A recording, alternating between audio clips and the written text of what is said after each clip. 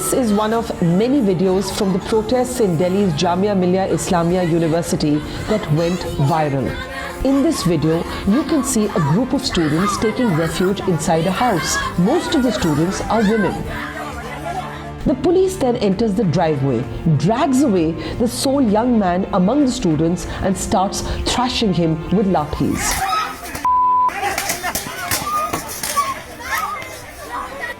Two women students rush out, surround their male friend and provide him cover. Intriguingly, this is also the same video where this man in the red t-shirt, who is neither a police officer nor a student but is still wielding a lathi, surfaces. Jamia students are asking, who is this outsider? They say their peaceful protests were infiltrated by outsiders like him. But millions of Indians are also wondering, who are these brave young women who saved their male friend and took the lathis on themselves? One of the striking things about the student agitation against the Modi government's controversial new Citizenship Law has been the women leading from the front, whether at the Aligarh Muslim University or here at Jamia Millia Islamia. This was another image, for example, that went completely viral. Young women astride a roof, punching the sky with their arms. We set out to Jamia to find out who are these women. We set out to tell the story of these two extraordinary photographs, twin images really, that we thought captured the spirit of a new female confidence. And then we made an extraordinary discovery. The women in both the photographs are the same. Ayesha, Renna and Ladeeda Farzana, all of 22 years old, both from Kerala.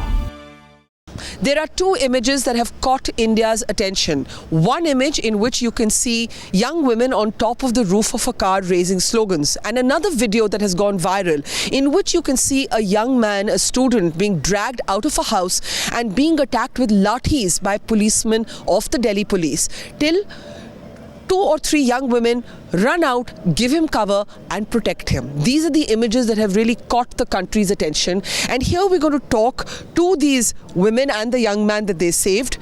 Ladeeda, Ayesha, the 2 young students. In fact, they are common to both of those images that have gone viral. And Shaheen, the young man who we saw in that video, and you can see his injuries, being dragged out and being attacked with lathis. And you know, one of the reasons that even as I'm saying this, I'm almost smiling is because there's something inspiring for me as a woman to see these 2 young women, Ladeeda and Ayesha, having shown the kind of strength, the idealism of youth and the courage that they have shown. And I'm going to talk to them in just a moment, but I just want you to tell us how they came and literally protected you by surrounding you.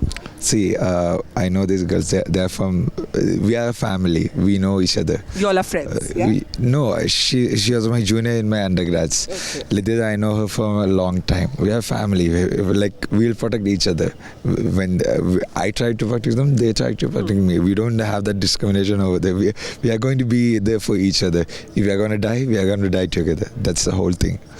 We have nothing else. You're also smiling. See, the message we want to put out there, it has been conveyed. This is collateral damages. I'm like, you know, it looks really bad, but yeah, it's fine. We are smiling. I think so. Modi is a bit worried right now. That's what we need. A bit worried, it's fine for us. You feel you've got the message through on the citizenship bill and the NRC. Now, I want to talk to these women here, Ladeeda and Ayesha, who, as I said, have caught the country's imagination. I just want to tell you that these girls, I'm calling them girls because I'm double their age. These girls are in their early 20s, 22, Ladeeda and Ayesha. And both of those photographs, both of those images that you saw, the 2 women on top of the car and the women surrounding Shaheen, are these 2 heroes, or sheroes should I call them. Ladeeda, have you any idea how many people you and Ayesha have inspired? We have no idea. It's happened within one night, I think. But at that time, inside of my mind, just one thing, that he's our brother. We should protect him. He is being, of course, Shaheen with a smile and a little putty on his nose. But at that moment when you ran out and you literally surrounded him and you were, you know, and that image we can see the police is coming to you with lathis. Weren't you scared? No, literally not. We are not scared. What was in your mind at that time? He's our brother. if like him, what he said exactly, whatever in our mind, that was, he's our brother. If we will fight, we will fight together. If we will die, we will die together. That was in our mind at that time. We saw you coming out and covering Shaheen. But did the police then lathi charge you, or did they go away? Yes, they lathi charged us. We had a confidence they won't, but they lathi charged us. They actually hit you. Yeah, hit you on my back. They hit with lathi. I was just covering, lie on up on it. And were there any women police there? No. No woman police, no. There was no woman. No, but when that Shaheen incident happened and you gave him cover, they actually came and hit you after that? Yeah. Yes, they were hitting me. They hit me over here and muscles are damaged. Actually, they want to hit the Shaheen, but when we covered him, You got them. Yeah, we got the lathis, yeah.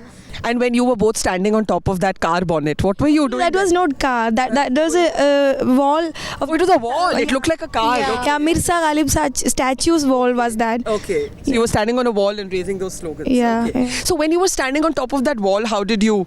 What was going through your mind? Just So it was an electrifying image. we thought we did right. We are on right path. That I thought at that time. Rather than we wanted to hear our voice in miles and miles apart.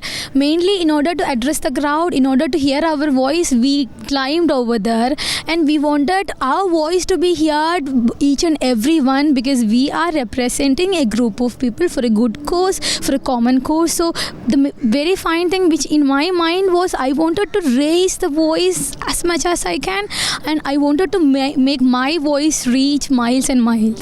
Now tell me something, like people are really saying that what's different about these protests is that women, the women of Jamia have really come forth as strong. Do you see yourselves as that, as these new female heroes? Not like heroes. We just thought if we will not do, then who will do? That was in our mind when we were planning for a march from girls' hostel. That's why we called a march from girls' hostel. That was the starting, I think. Then we didn't think that it will be like this much attention. Yeah, etc. But feeling good, alhamdulillah. I want to talk a little bit about the issue itself. I think that's very important, that in this debate we have to remind people why students were protesting. I also want to ask you about the violence that took place. The fact is that there are many of you who are injured, but there are also policemen who have been injured. The students gave a very strong statement. I'll start with you, Shaheen, disassociating from the violence. Do you condemn absolutely in uncertain terms any violence, any arson, any torching of buses? And are you willing to say with confidence that the students are not responsible? With full confidence, I can say that it was not students. None of it was students. None of it can be from the mob, like the massive protest that started from Butla, because they were scattered. Only these girls were left over there. But the burning happened after that. I was with all the other... So you're saying it's not the students? It's not the students. It's not the students, even not the protesters from Butla. And you would condemn violence? And you would welcome an independent inquiry, like I've been suggesting an independent judicial inquiry into how this violence happened. What would you think? See, that is one of the issues. The second issue is like the whole thing happened, like the whole incident happened in New Friends Colony. It's kilometers away from Jamia Millia University. Why did they come to the Jamia Millia University? Why did they come to the libraries? Why did they come to the girls' hostel? Why did they enter the masjids where people are praying? The police. Oh, yeah, the police and the other forces. What are they doing inside over there? So I want you to both to tell me a little bit, one, about that video first. What exactly was happening? You were all inside a house and you thought you'd be protected because the police can't enter a house. And then we see in the video that the police drag Shaheen out. What was happening exactly? Actually, we were backside of the march at that time. We don't know what happened front side. Suddenly we saw that the people ran back and they're screaming, and we just hide backside of the tree. Then at that time people ran away. No one was there. Only police was there and very few people. Me, Renna, and some of our friends. Then Shaheen came there to protect us.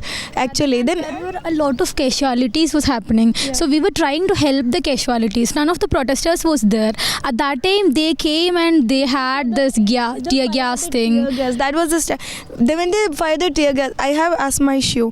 I couldn't breathe. Actually, I felt chili powder inside in my chest. So they tried to give me the treatment. I have inhaler. I'm using inhaler, but police didn't allow for that.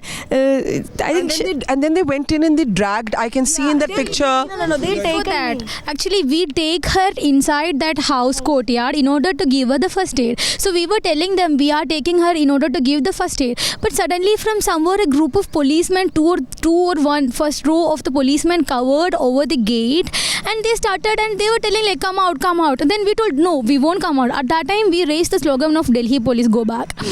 So I think we had a confidence that they won't be having lathi charge over the girls because that is an unlawful thing. So in that confidence, I just dragged them. I just put them outside. Please go back. And then I see in the video they pull Shaheen out. They pulled Shaheen out. Even at that moment also, we were thinking that by covering him, they won't attack him, but they won't attack us. girls now. So they will not attack the girls. So we all saw that video, and as I asked you, and I have to ask you again, no fear at all. You're seeing these men, you're seeing your friend Shaheen is smiling there, you can see the smile on his face. No fear. We are being addressed of a great fear, that is CAA and the Hindutva government. That is the great fear which we have. We don't have any kind of fear over this government, police or anyone. We will be only our God, okay? Yeah. We are sujooding in front of our God, Allah. Okay, we are fearing only Him. We don't have any police, none of the authorities. We don't fear them. I want to ask you in one line, because for people to understand, why is this issue so important that students everywhere are protesting against it? What do you fear about the Citizenship Amendment Act as it now is? It's a matter of existence. If actually it happened first with the Kashmir issue. At that time we kept quiet, we kept in the peace, many of them. Then came the Babri verdict and we lost our faith over the judiciary in that verdict. Later on when it came to the CAA, we are certain that next they will be targeting the whole India. This time it was only confined to Assam, but the next time they will be targeting. You mean the NRC, the National Citizens Register. Okay, tell us, so that's why all of you are agitating. In the end, Ayesha and Ladeeda, you're 22 years old. You're both from Kerala? Yeah, both. They're both married also? Our family. Families have supported? Yeah, Husbands have supported? They are very proud of us. Families are proud of you? Husbands are proud of you? Yeah. Good to hear. What would you say to young women? What would you say to young women who have seen you become the face of this protest? If you see any injustice in the society, don't think that you are a woman who someone will be telling like that, or someone will be telling that. Don't think of that. Just get out, raise your voice. Men will be making you sit inside, slow down your voice, because women are always told and they were always nurtured by telling that make your voice very low, keep respect men. But no, raise your voice wherever you wanted to raise the voice. Raise your voice. It is your right. It is your voice. You can raise wherever want. No one is going to control over that. Well done. And Ayesha and Ladeeda and Shaheen, whom we all saw in that video being saved by these two young women, they're only 22. Remember when you were 22? Feel inspired, because no matter which side of the debate you are in this debate, and of course we're all saying that violence, arson is terrible and there should be an impartial inquiry to ascertain how it started. This is not about any of that, but this is about the women of Jamia, the young women of Jamia, coming out and becoming the face of the protest and literally becoming the image that has defined this entire national debate.